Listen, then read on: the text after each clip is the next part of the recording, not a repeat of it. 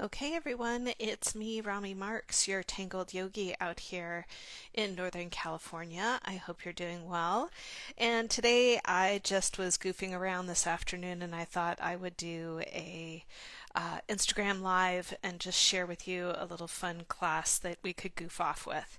The tiles that I'm going to be using today are going to be 2.5 by 2.5. They're really small, but they work out really well for this kind of tiny little project that we're working on. So the things that I'm going to be using today are I have a mechanical pencil that I'll be using for the string. I'm going to be working with a Micron PN pen. I will also be working with an IdentiPen to do the puddling for the bunny.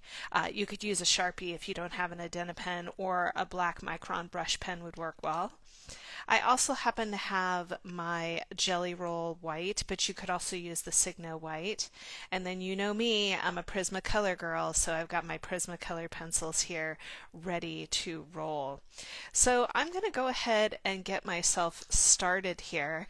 And, when I was looking at this idea, I was kind of thinking to myself, what could I do that was kind of goofy with this bunny because it's Easter and I just wanted to have some fun. And then I went and looked up the significance of bunnies and, like as a totem animal or whatnot. And I found this really great quote from John Steinbeck, the American author.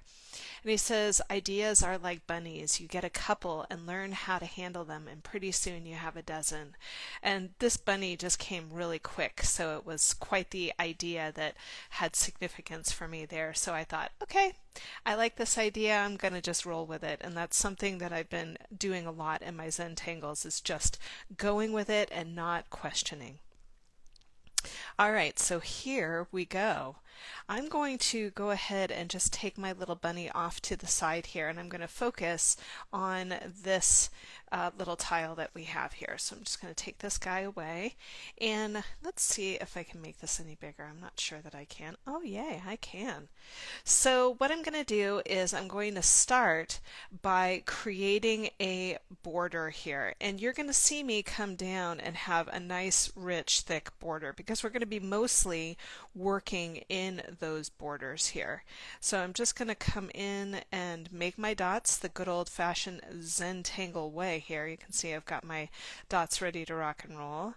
And I'm going to just start to create that border by creating a little square on the inside. Now, once I have that square on the inside, and you can see mine's not perfect, I'm going to do a little bit of creating here in terms of the string. So you're going to see me start to extend out through the top here, and then I'm going to turn it to the side, and I'm going to go ahead and go again. And some of you might recognize this. It looks a lot like Biscus, the Tangle Biscus. Or for those of you who are friends of Heidi K's, it can also look like the beginning of My Muse, which is one of my favorite tangles. You know, she's one of my favorite people. So now what I'm going to do is, to create the string, I'm going to go ahead and I'm going to continue to do a little bit of an aura here. You can see there's a little wobble in my line. I always get nervous when I go live, so you can see that I'm just getting it going here. So nice thick border going around and going around. Now once I have that in there, I'm going to go ahead and I'm going to grab for, well actually I think I'm going to wait. I'm going to come in right here, right in the center, and I'm just going to go ahead and divide the space. And this is going to help us with the bunny, to place the bunny here. So you can see that I've just divided the space here. Now I'm just going to just dive in and put the bunny in there because the bunny is so easy that it just cracks me up that people think it's hard to do. So I want you to think of like a snowman. So I'm going to come in and just do a little arc, and I'm not going very high with this. I'm actually staying kind of low, and I'm going to do the second part of the snowman, which is putting the little head in right here. So it does kind of look like a snowman, doesn't it? And then I'm going to go ahead and I'm going to start to create the ears of the bunny just like so. So super easy. Now, for those of you who are watching this live, you may think I'm going a little bit quick. I just want you to think about it in terms of if you come back later and watch the video, you can pause me at any time, as my friend Terry likes to tease me about. So if you just want to watch today and then come back and watch the video a little bit later, you're welcome to. I'm just going to kind of flow here and have some fun. Now, with the bunny, I think I'm just going to give it a little bit chubbier cheeks right in here. And that's all I'm going to do with that bunny. It's going to be fairly easy. I might give him his legs. Let's give him some legs. So there's his legs. So I'm going to let go of my my pencil here, and I'm going to pick up my Micron PN pen here. You can see that I've got my Micron there. And I'm just going to start by inking in my original lines. So you can see that I'm just kind of taking my time. I'll turn the tile, make it work. And then once I've had a chance to ink in that original one, I feel like these lines are a little bit thick, so I think I'm going to make my my auras a little bit thinner. I always like with the pencil lines because you can, eyeball it, and it's kind of like a dress rehearsal, as it were.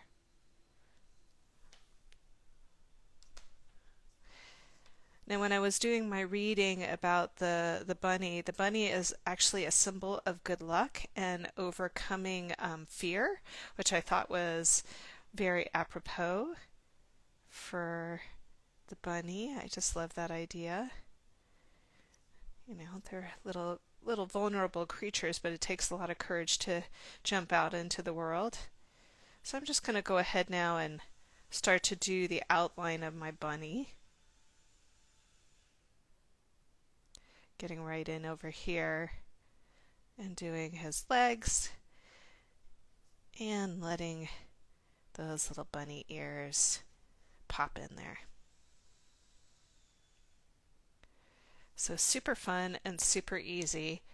And I love that, you can work with this and play with it and have fun with it. So I'm going to pick up my Identa pen. This is that thick pen that has a really nice thick nib on it. So if you want to use like a Micron, I think there's like a 05 that you could use, or a 7.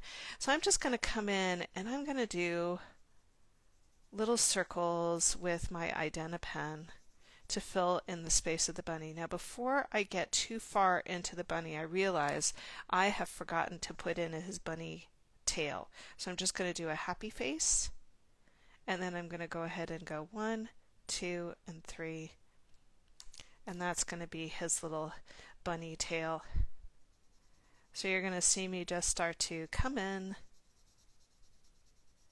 and start to fill in around the bunny tail. Hey, and if you got really quick with this and you forgot to put in the bunny tail, you could always do this with your white pen later. It's just, I'm doing it this way now.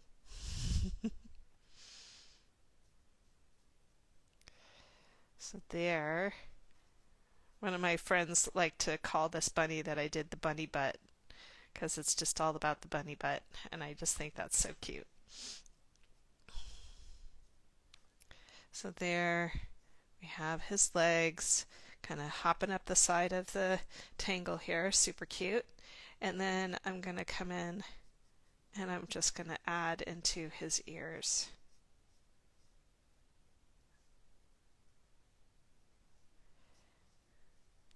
And you want to make sure you get it in nice and thick, no background poking through here. Isn't he so cute? He cracks me up. And then I'm going to give him some whiskers just to make him a little bit more complete. Little bunny whiskers on either side, just to play and have some fun. Now around the bunny, I'm going to actually just round off my edges here. So you're going to see me just do these little slight C curves in here and over here. And then I'm going to go ahead and puddle in. Puddling just means I'm inking in the area. And you know, the lighter you go, the more the ink flows with these micron pens. Super fun and super cute. It almost looks like he's sitting in front of a moon, which I kind of think is fun. So what I want to do is I want to talk about the tangle that we're going to be working with today. And the tangle that we're going to be working with is called Primo, and then she had it in parentheses or these little areas here with an F, and I'm not really sure what that means, but her name is Ria Mathewson. And so I want to talk about Primo here for a second. So I'm just going to take the bunny off to the side here. Primo is a really nice, easy tangle, and you can do a lot with it. You could do it in borders, you could do it as a mandala. It's super fun. But basically what it is it's an elongated S. And then you're going to see me come in over here, and I'm just going to turn this into a little bit of printemps, or a spiral here. And then I'm going to come in, and I'm going to come over here, make a little teardrop shape, and you're going to see me now start to aura that line that's right in front of it. And I'm going to go ahead and just come all the way around. Now once I have that, I'm going to turn this here. It almost looks like a little bit of a snail there, a little bijou for those of you who love bijou. And I'm going to come in and I'm going to create a tangle that's called Flux, and it's going to go off the back of this. And for those of you who are new to Zentangle, Flux is just a teardrop shape with a line and 3 dots. So in here, I'm going to use this line to create that flux, and then I'm just going to arc off, and I'm going to come back into center. I'm going to jump right off the top of that, come back to center, jump off the top of that, come back to center, and if I can do one more, I might. And I'll come in and I'll start to create those lines. 1, 2, 3. 1, 2, 3. Now on the opposite side, I'm going to come in and I'm going to do the same thing. So I'm just going to jump off the side, creating that flux. And then 1, 2, 3. And you can almost see that this little space in here looks like a flux too, which is cool. So I'm just coming in. And I'm going to let that line arc up and out. So super easy, super fun, and I just think that this is a great tangle. It's just got a lot of elegance to it. Now we'll go one step further by adding a bunch of Tipple, and Tipple, for those of you who are new to Zentangle, is one of my favorite tangles, and it's really just a cluster of different size circles. And it's a great filler, and it also adds a lot of elegance to the piece, and you'll see what I mean in a minute. Now for those of you who are following along with me here, if you're feeling a little bit nervous about putting this in for the first time, you can grab a pencil, and that might help you to feel a little bit more comfortable. So I'll show it with my pencil, and then we'll come back in and ink it over.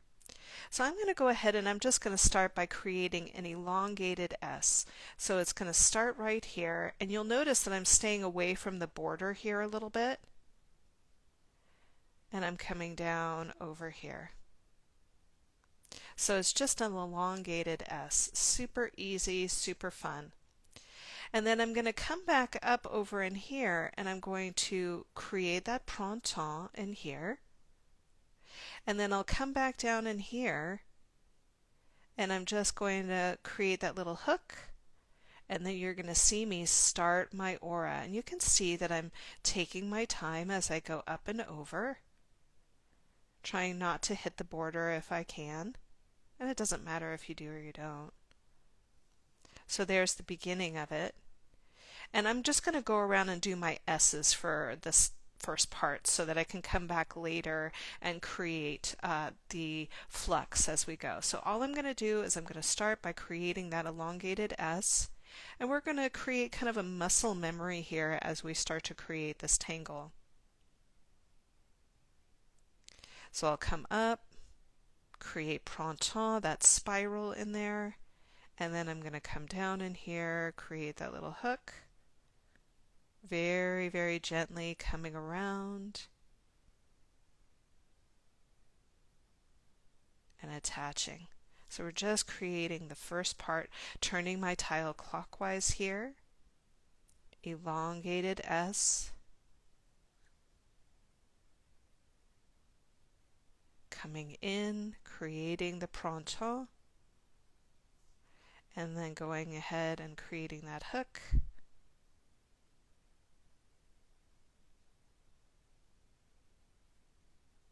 Super fun, super easy.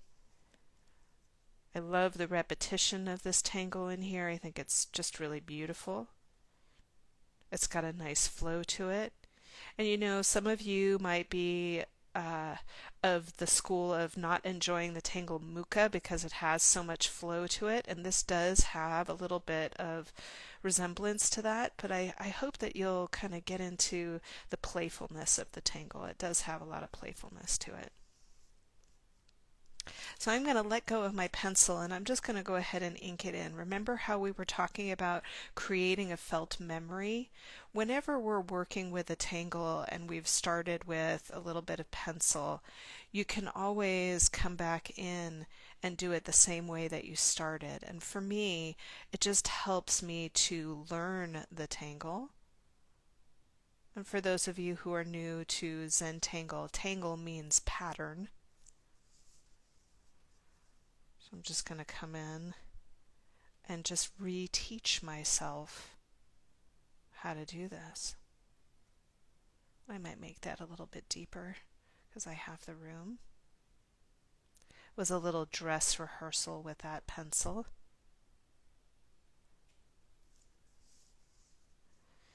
And just taking your time.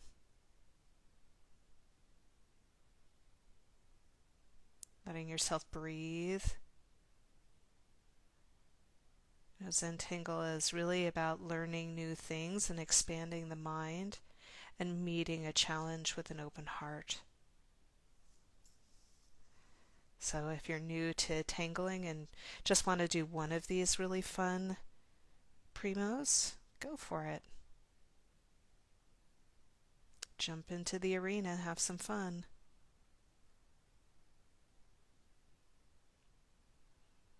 Getting around there. So you can already see that we're off to a really fun start with that bunny, and we've got the pretty tangle, and now we're going to start to bring in those flux that we talked about, those nice teardrops in here. So let's go ahead and start with this guy right here. So you can see that I'm sorry about that. You can see that I'm starting with this little spiral in here. And you can see that the spiral is at the bottom of the page, so I'm moving downward. I'm going to use the part of this line to create that teardrop shape, so you can see that I'm going to come up and over, and then I'm going to go ahead and drop down and in. See how that created a little leaf-like shape? I'm going to do that again. I'm going to jump off the side and come back to the center here. I'm going to jump off the side and go up and over. See how that's giving me that nice continuation, and I think I can get one more off of this, so I'm going to go for it. And then remember the lines that we're going to put in, so we're going to go a line and a dot, dot, dot, line, dot, dot, dot, line, dot, dot, dot, and one more for good luck. So you can see that that's got a really nice flow to it, and I'm going to do the same thing on the opposite side now. So I'm going to come in, and I'm just going to float off the side, jumping in, jumping in. Ooh, I think I can get one more in there. Super fun. So I'll go ahead and add my lines. These are a little bit smaller just because I was really close to my border. And I think I can get one more in there. So I'm going to go around and I'm going to start to create all of my flux. So I'm going to go ahead and I'm going to turn my tile clockwise so that you can always see that the printemps is at the bottom, making it easy for me to start. If you're right-handed and you want to do it the other direction, by all means. Remember, there's more than one way to do this. This is just the way that my hand does it. I'm just here to inspire and maybe help you create something fun for Easter. This would be a great video to do if you've got grandkids or a niece or a nephew that you like to create with. Over the last weekend, I got to create with my niece Roxanne. We did a really fun Zentangle video, and I just love creating with her because she's fearless. Kids are fearless when they're doing art, and I find that so inspiring. So I'm just getting in there and adding my dots. And one more for good luck. I even got it into the hook, which is really cool, right? So I'm just going to keep on turning, jumping in.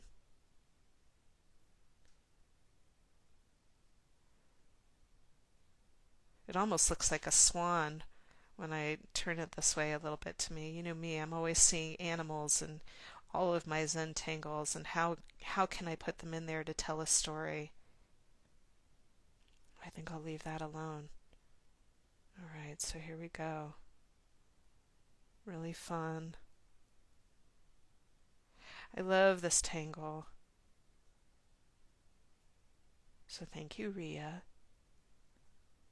And I think I'll just create a little flux right up in there. It's super cute. So just turning, getting right in there. So coming right off of the top of the printemps here. So I'm just jumping in and going over. And if you want to go from the other direction, you absolutely can. Remember, it's all about how it feels most comfortable for you. Coming over to the other side. Here we go. 1, 2. Ooh, I think I can get one more in there. Just jumping in. No fear. Just fun and creating. So that when I go ahead and I turn now, even if this was all that we were going to do with our Zentangle today, how fun would that be? You know, just to leave it like that. But you know me, I can't leave well enough alone. I just like to keep going. So we're going to throw in Tipple. Remember we talked about Tipple being the cluster here. So we're going to do a cluster of circles. And the way that I did Tipple for this is I'm going to come in and start to do some big circles first. I always like to fill the space up as much as I can before I add the smaller ones. So you can see that I'm just getting in there and starting to create some fairly large tipple in all of the spaces that I have. And then I will come back in and just start to, for lack of a technical word, smush in my tipple. So one of the creators of Zentangle, Maria Thomas, she has a real knack for smushing things into small places. And I find that when you have the opportunity to smush those things in, it creates a real elegance to the tangle itself. So you can see I'm smushing and getting those little circles in there. Now, here's where we're going to zoom in on this a little bit. So can you see these little triangles that are showing up in here?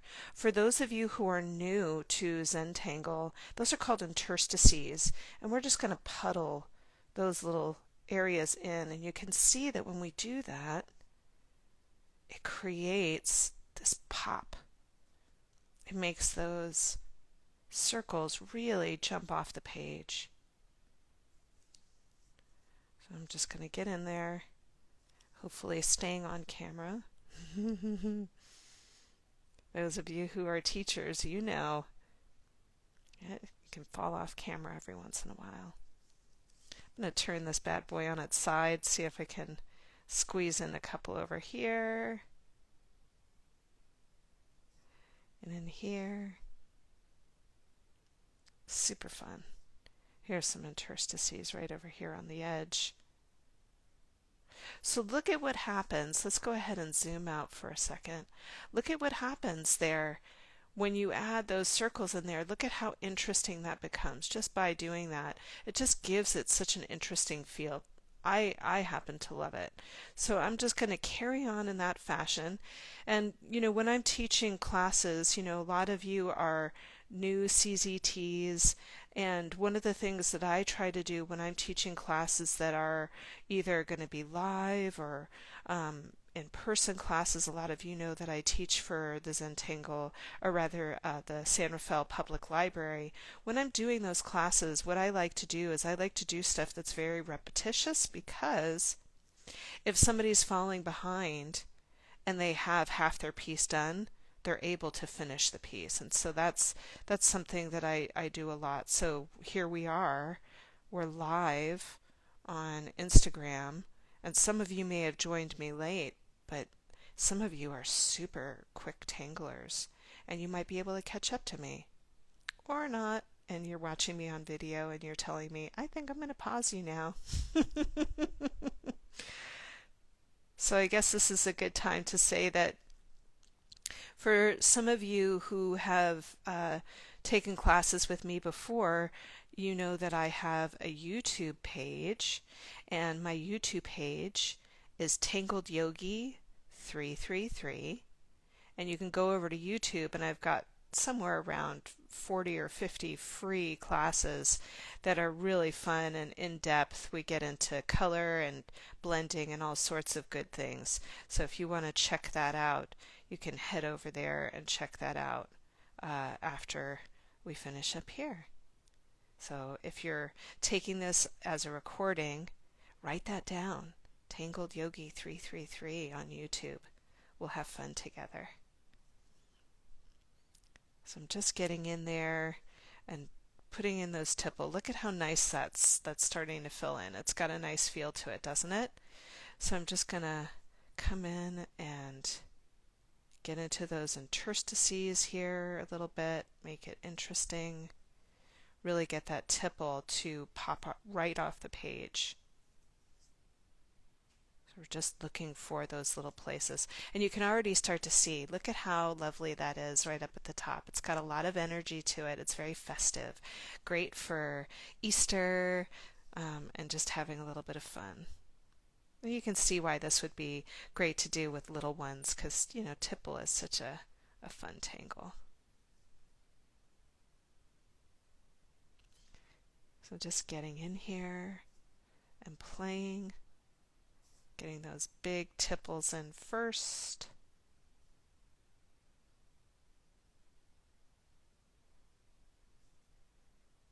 And remember, if your shoulders are creeping up towards your ears, let them relax. Notice if you're furrowing your brow or scowling at the paper. I notice that a lot with my students. They scowl at their paper.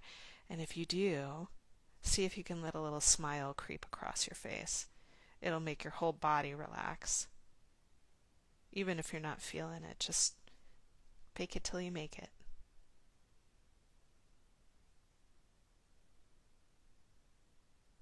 And getting right in there. Coming over here. Some of these I'm purposefully making really small so that I can puddle a little bit, just to add a little bit of interest. And I just kind of dance around the piece a little bit, little back and forth movement. It's okay if you go over your border. You can always clean that up later with a pen. So just getting right in there and having fun. Looking for any places that I missed. I'm sure you can see them very clearly.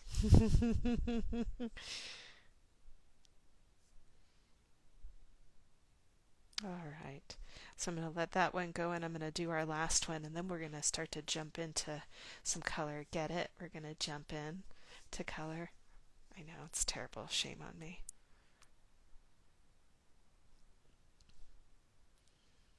I'm just getting in there, adding a few So you can see just by clustering and doing different sizes, it really makes for a lot of interest.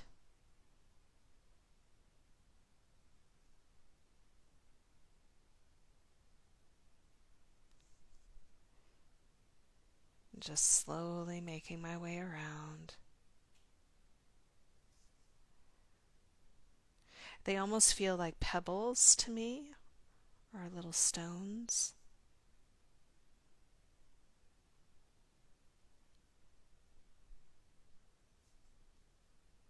And just working our way through.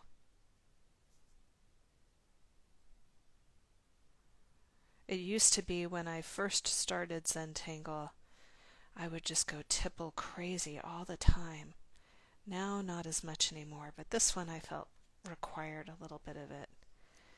So I'm going to come in, get into those interstices.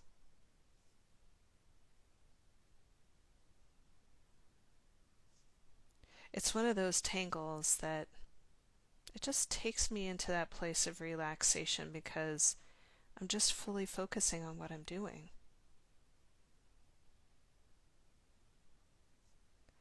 And it's not a brain bender, you know.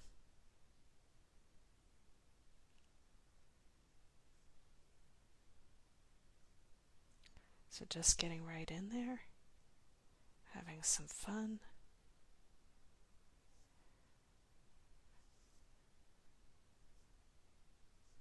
I have some students that they struggle a little bit with puddling, but I think they've changed their mind about it. They've gotten a lot better at it. So look at how fun that is. Isn't that sweet? So even if this is all you did today and this was your meditation, how fun is that? I mean, it makes you happy just to look at it, right?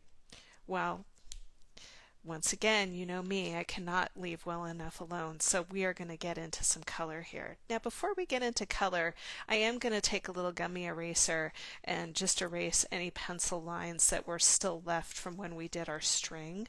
So you can see that I'm just kind of rolling through here, and I'm going to get those little pencil marks out.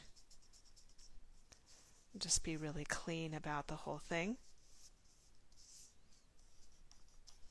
So once I have that and they're all cleaned up, I'm going to do a demo of what we're going to actually do. So let's get right into it, shall we? All right, so I'm going to go ahead and I'm going to start to do the little primos in different colors here. So I'm going to do one in purple and one in orange. And I'm going to start with a light purple and a dark purple. And the reason for this is I'm going to be working with light and shadow in here. And so anytime you have a really translucent color, you always want to have a darker color nearby. Now, for those of you who have taken class with me before, you know that each color pencil is 3 different colors. It's light, it's medium, and it's dark. It's all about the amount of pressure that you put on your color. So for me, I always have a little darker color nearby in case I need to do some shading. So we're going to start by getting right in here and using the lighter color first. And what I'm going to do is I'm going to be using the purple right up in here and right over here. I kind of want to have a dance, if you will, between these two sections. So I'm going to go very, very lightly through here. And just get right in and softly start to shade it in. Oh, thanks for the love, everybody. I'm seeing little hearts float up as I work. Thank you, thank you. Oh, you're making my day. And then I'm going to come over here and I'm going to do the same thing. So it's just a light dusting. We're laying the foundation for our shading in here. And some of you might be new to color and don't use a lot of it, and I want to encourage you to use these tools in some of your other tangles, not just here, but in other places as well. So let's zoom in on this one tangle right over here. You're going to see me let go of my lighter color just for a moment, and I'm going to pick up that darker color. And before I go any further, let's just talk about what colors these are. I realize I didn't say. So this is lavender, and I love this color because it just has a really nice translucency to it. However, if you don't have the lavender, you could use the lilac too. Now, most of you know that I love Dahlia Purple. This is PC 1009, and it's got a real nice darkness to it. If you don't have Dahlia Purple, you could use Violet. Violet works great. So I'm going to go ahead and I'm going to start to just very lightly start to dust in that printemps a little bit. Really using a light tension or pressure. And the reason for that is because I'm going to go back in and add more pressure in a minute. So you can see that here I am. I'm going to come back in right in the center and look at how nice and luscious that color is. It's so rich. As I move away from center, I'm lightening up my touch so that it softens. So often people have a really heavy hand, and so I always tell people go light first. It just makes it so much easier. So I'm going to come over to the tail end of the piece in here and add a little definition to the tail end. Getting right in here. Dusting that in, coming back in and adding a little bit more pressure. So you can see that that's starting to develop a little bit of depth in there, which I always love. And then I'm going to come in right close to the top of the S curve in here, and I'm just going to add a little bit along that line, leaving almost a highlight underneath. So just a nice highlight right in here, right underneath. Look at how pretty that is. It just gives it a little bit of interest, which is quite lovely. I'm going to do the same thing on the opposite side. So if you missed it the first time, here you can watch it again. So I'm just going to zoom myself out here, and I'm going ahead and starting with just a very soft mist of that darker color first, working my way out. Now once I've gotten about halfway out, I'm going to come back in again and give that a little bit of pressure. And as I move away from center, I will start to lighten up my touch.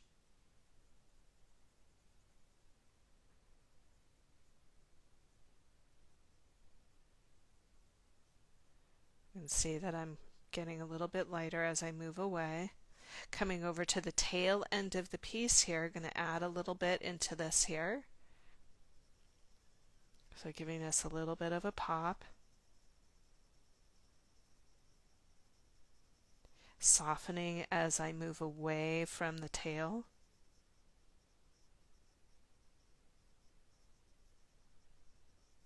And then coming in just up at the top here and leaving that little highlight on the outside of the printemps in here. You can see that that's just getting a little bit of definition. Now what I like to do is I always like to come back in with my original color, and I'm going to go ahead and I'm going to just give it a light dusting in here, and this is going to smooth out the color a little bit. It's going to give it a softening. I'm going to do the same thing in over here, just smoothing out my edges and cleaning it up. Same thing over here. You can come in and just clean up any places where you're seeing a little light poking through in the background. Just giving it a soft touch. Now I neglected to mention what size tile that I'm using here. I'm actually using a 2.5 by 2.5 just because we're on Instagram and I need to do this in kind of a quick way. But you could do this on an apprentice tile and it would look so beautiful. Those are 4.5 by 4.5, or you could use just your regular Zentangle tile. I think those tiles are 3.5 by 3.5. So it's just about what you're working with today. Now, because we've been working with the spirals, I want to keep on working with them. And so I'm going to come to these pieces that are over in here and fill them in. So you can see that I've picked up a really nice orange. This is one of my favorites. This is Spanish Orange PC1003. I love this because it really has a nice relationship with purple. So I'm going to go ahead and start to dust this in. And you can see that I'm going very, very lightly in little circular motions.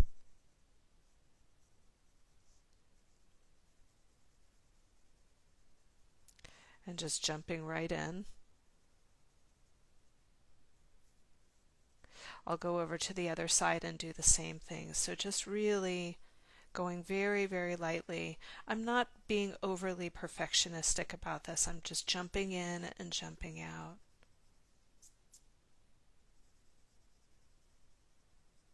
Just keeping it light and easy. And then once I have that, I'm going to pick up my orange here, and the orange color is PC918.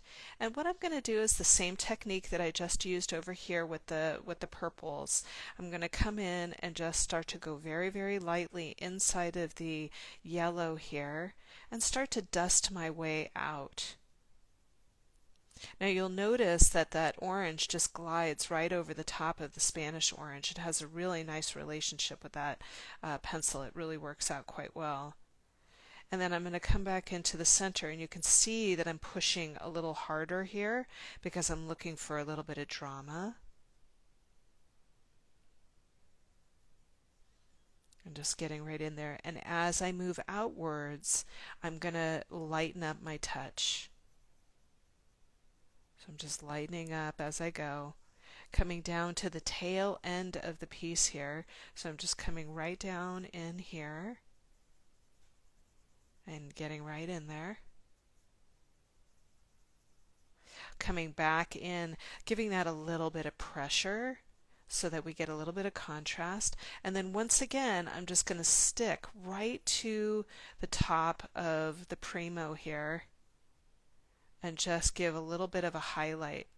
If you've ever done a Zen button, you know what I'm talking about, having that lightness right underneath, which is really quite nice. Coming over to the other side and doing the same thing, so I'm just going to go right into the center here. Give it a little dusting. You can see that the pencil's working in the circular motion that I always use, getting a nice mist of color. And then coming back in and pressing a little bit harder now. Just giving that a little bit more movement. And then I'll go up to the tail again. Light dusting first. And then a little bit heavier pressure right at the bottom. And then once again, sticking towards the top and really softening as you get right in there to get that highlight, which is so pretty. Just really makes the whole thing come together. So you can see that even if we left it just like that, super fun and super easy, but now we're going to start to introduce some shading that's going to start to really bring these alive in here. So what I'm going to do is I'm going to start by coming in and creating a little bit of a leaf for our Primo, and I've got two colors in my hand that I like to use. I'm using a light color and a dark color. This is the True Green, and this is by Prisma. This is PC910. And then I also have my Grass Green, which I love this combination, PC909.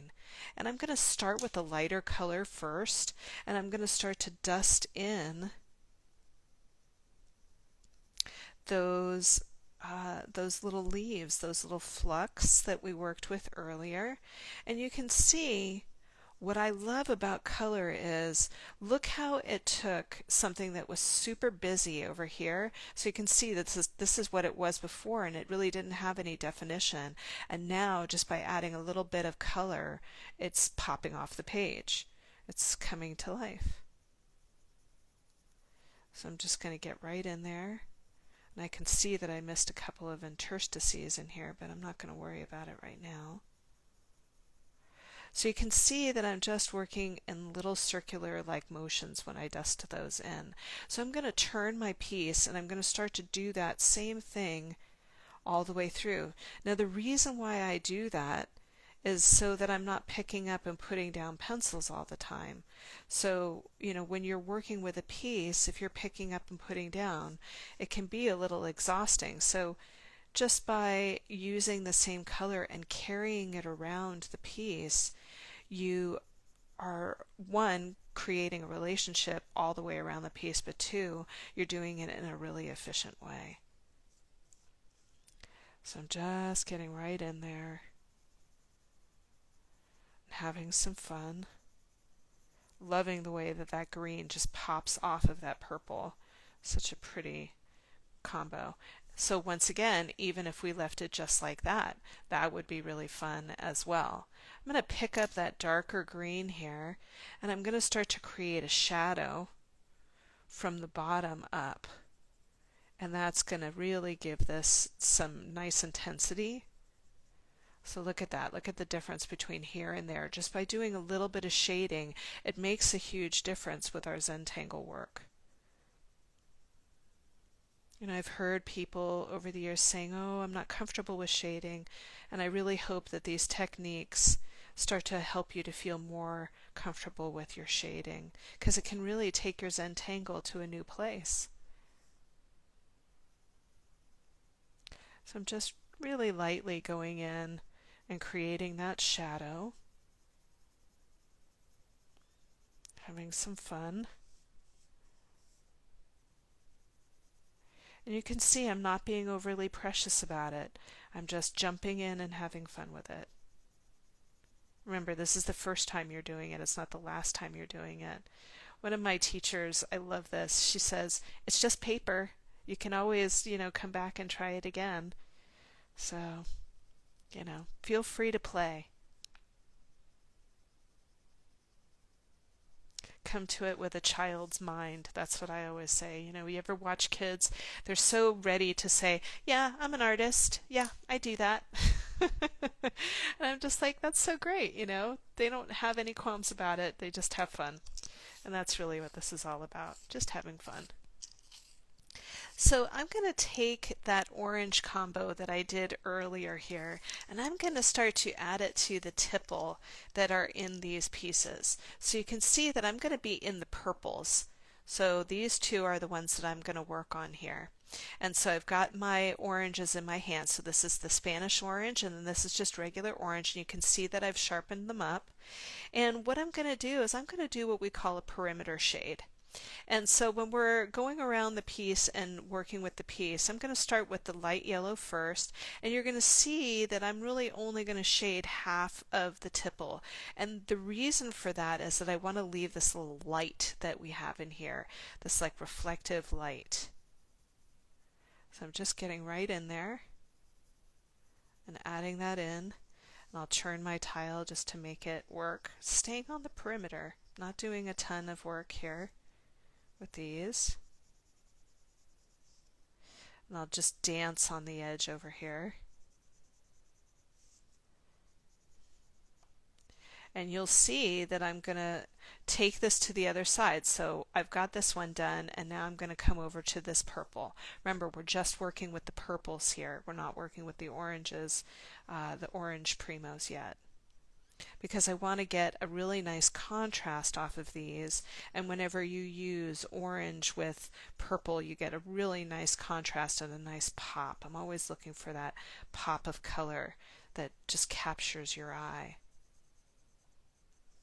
so that when I zoom out, you can see that it's really starting to come together here. Isn't that lovely the way that that is? They just have a lot of energy to them. So now I'm going to take that darker orange, and let's come over to this guy right here. I'm going to zoom back in, and you're going to see me just stay really close to the edge, but notice how that brings a really nice electricity into the piece. Turning the tile, making it work for your body here. And getting right in there.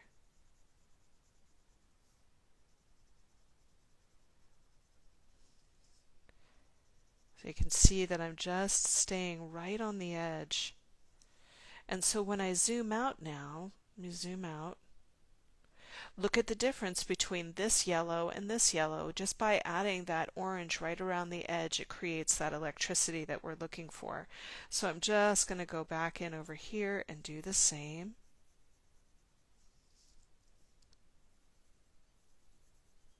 Having some fun.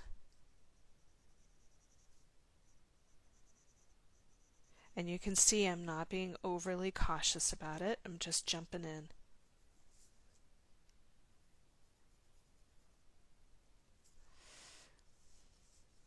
Now, for those of you who have been in class with me before, you know that I'm very partial to the Prisma White. This is a great pencil for blending, so that when I come in here, you're going to see me just start to take some of that white. And you want to make sure that the white is clean so that you're not pulling another color in. I'm just going to start to blur out those edges a little bit so that it doesn't look like it's really hanging out and being liney. It has actually kind of a blur of color to it. So I'm treating this pencil like a tortillon. If we were working with black and white, we would be using a tortillon to do our blending, but really what I'm doing here is I'm using my white. I'll come over to the other side and do the same. See how I've got that stridation going right through it? So I'm just going to come in and blur it out a little bit.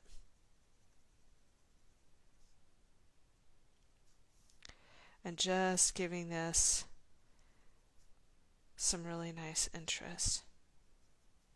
And people say to me all the time, you know, why are you telling us everything that you're doing?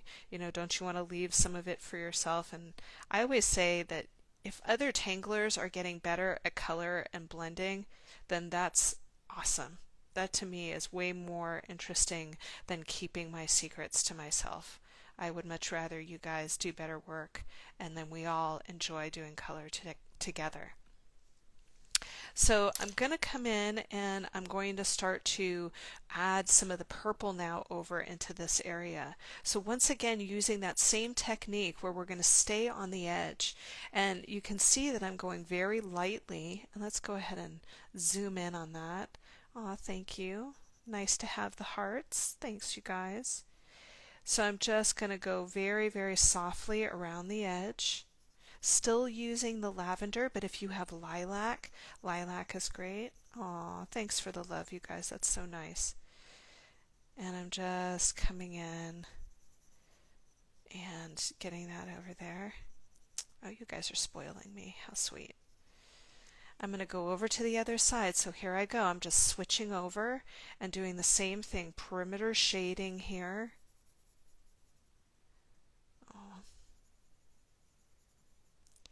And just hanging on the edge, right? We don't have to get it all. We want to just have half of the tipple with color in it. So you can see that I'm turning the piece and just getting right in there. Super fun. So now let's zoom out just for a second. See, this is really starting to come together. It's starting to really feel really cohesive.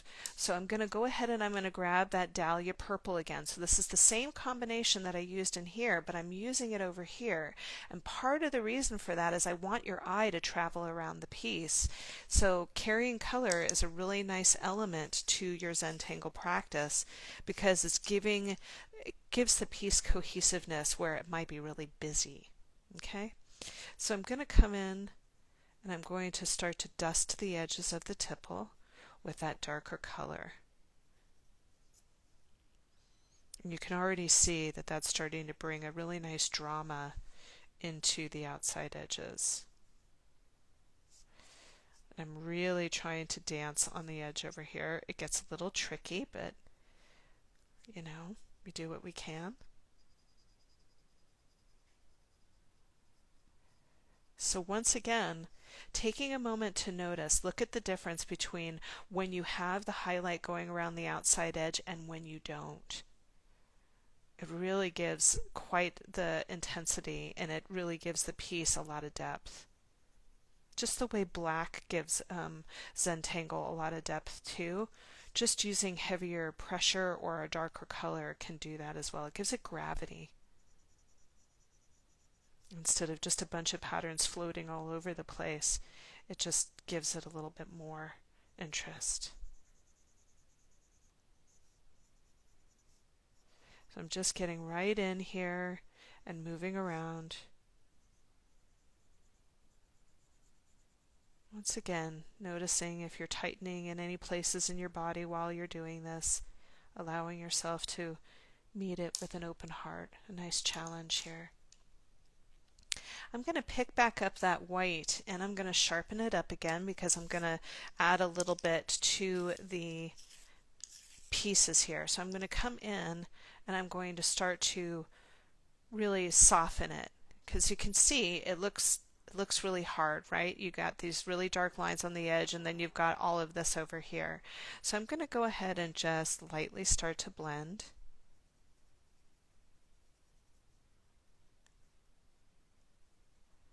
And just very softly blur out my edges. Remember, this is just like using a tortillon. It's just that it's a white pencil. And it's one of my favorite tools in the Zentangle, or rather in the Prismacolor set. So if you don't have a white Prismacolor pencil, allow me to enable you to go and get one. I think they're like maybe $2. I buy them by the box. You can probably get them at Blix or Jerry's Artorama, any of those good places, if you don't have it in your Prismacolor set, or if you blow through them like I do. Get them there. So that when I go ahead and I zoom out, look at how fun that is. Isn't that so great? I just love it. It almost looks like a stained glass window, a bunny stained glass window. All right, so let's continue on here and have some fun with this. So what I'm going to do is I'm going to start to give the moon a little bit of almost like a candy-like feel to it. So I'm going to go ahead and I'm going to start with the lavender first. So I've got my lavender back in my hand here, and I'm going to do almost like an ombre of the lavender and a little bit of the orange and yellow. So you can see that I'm just going to let that lavender kind of go about halfway up. Oh, thanks you guys. That's so nice. And then I'm going to just gently dust around the edge here. So I'm just getting right in here. And then once I've had a chance to do that, you can see that I'm lightening up my touch as I move upward. So I'm getting pretty light with that touch. Now I'm going to come in and I'm going to grab a little bit of my orange. And this is the Spanish yellow. So this is the lighter of the two. When you're doing this, really staying away from the purple as much as you can, because you don't want them to get too mixed up. It can create a little bit of a brownish color. So I'm just letting it dance along the edge of where that lavender is here. And I'm going to let it come up around the bunny ears. And over here as well. So it has almost that kind of soft ombre, almost like how you would see an Easter egg being dyed. And then I'm going to come in and start to add a little bit of pressure around the bunny itself. So I'm just going to come in and do a little bit of pressure right around the bunny to give him a little glow.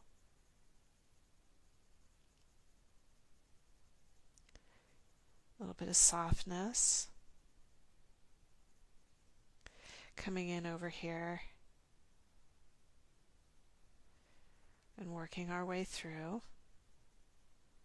You'll notice I'm still leaving a lightness around that heavier pressure because I want it to have a little bit of pop to it. And then I'm going to pick up that dahlia purple again and just very lightly start to dust it in.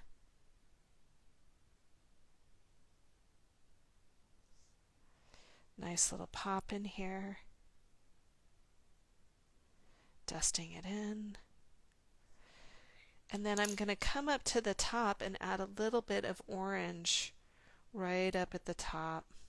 I'm going so lightly, almost like I'm tickling the page with my pencil.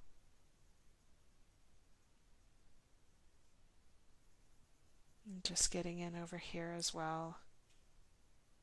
It's a really nice soft touch. Working our way through. Oops, lost a little power on my light there. See if I can get it back in. Nope. Hopefully that's enough light for you. And then I'm going to come in and I'm going to start to blur my edges. And you'll notice that I'm using my yellow first to just blur out the orange a little bit. And then I'm going to pick up my white, and let's go ahead and get right in here. So I've got my white, want to make sure that it's all cleaned up, no purple. See how there's a little purple on my edge? I'm just going to clean that up. So I really want to make sure that that's not pulling into the orange. And so you can see that I'm just going to lightly blur out the edges in here.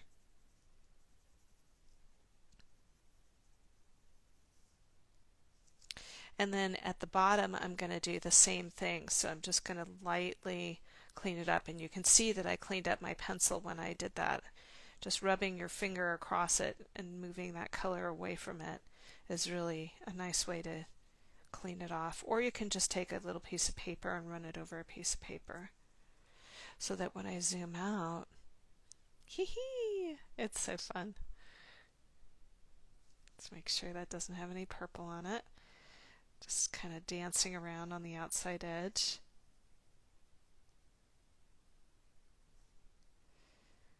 Super fun. It's got a light feel to it.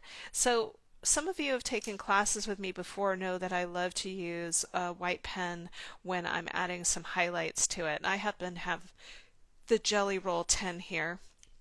Hopefully it's going to cooperate with me. Sometimes these things don't want to cooperate with me because color pencil gets a little cranky when you're adding white to it, or rather the white gets cranky with the color pencil. So I'm just going to come into the areas where I have the tipple, and you're going to see me just add a little dot of white in there, and that just gives it a little bit of reflection, which is always interesting in a piece like this. So let's just get right in there so that you can see it. So you can see that I'm just kind of adding these little white dots into the piece here just to make it feel a little bit more festive. And you can see the difference between here and here. So this has the white and this doesn't. So I'll just come over and start to add the white in there. Just continuing to play.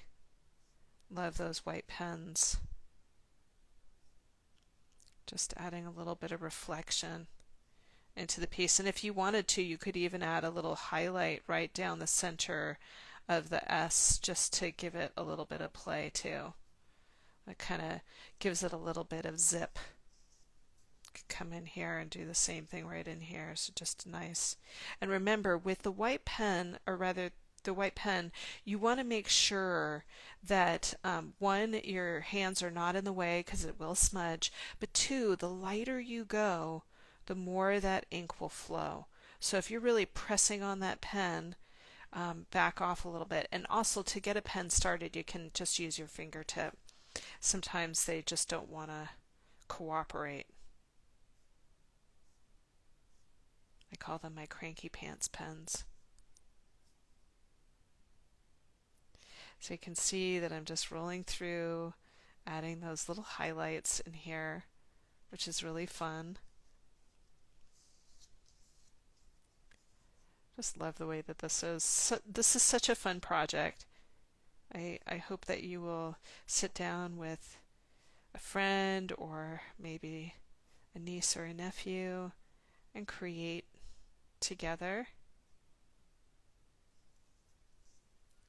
So once I have that, I'm going to add a little bit of like a gemstone feature to this. I'm just going to go in here and get right in here and just add a little bit of a highlight.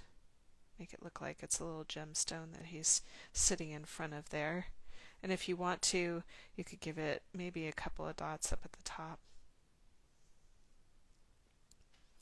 which is really fun. Now I'm going to add one last part to this, and I always leave the gray for last in case you're working with graphite, because graphite has a tendency to smear and smudge. So what I'm going to do is I'm going to come to the places where you can see when we did our string, it looks like this line is on top of this line. So if you've ever done holly baw, the Tangle holly baw, we're going to use that shading technique for holly baw in here. So I'm just going to come in and lightly dust a little bit of gray in here, and I'm going pretty light, and then I'm going to come back in and use a little bit of heavier pressure. Now, before I go any further, a lot of you have heard me say that I don't like working with graphite because it smears and smudges.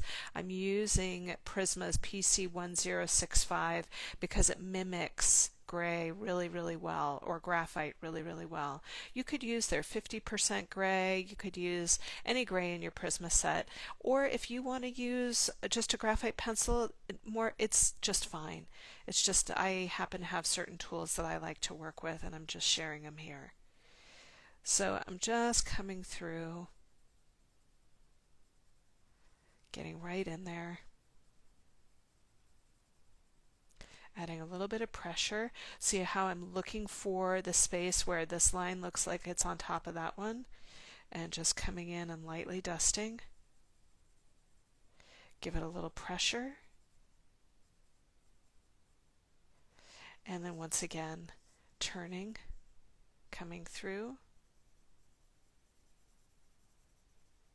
give it a little bit of pressure. And then you're going to see me pick up that white pencil again and notice I'm looking to see, is there anything on there? There's nothing there. So now I can just blur out my edges a little bit and soften up that gray. So I'm just going through, blurring out, softening it up.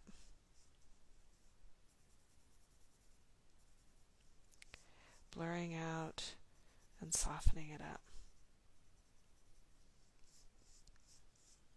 So that when I turn all the way around, look at how fun he is. And what I love about this is that that light is kind of shooting in all directions, right? It just creates more energy, which is a lot of fun. So I'm going to zoom out here. And let's have a look at this here for a minute. Is there any places where I might have missed an interstice, or maybe I need to clean up a line in here?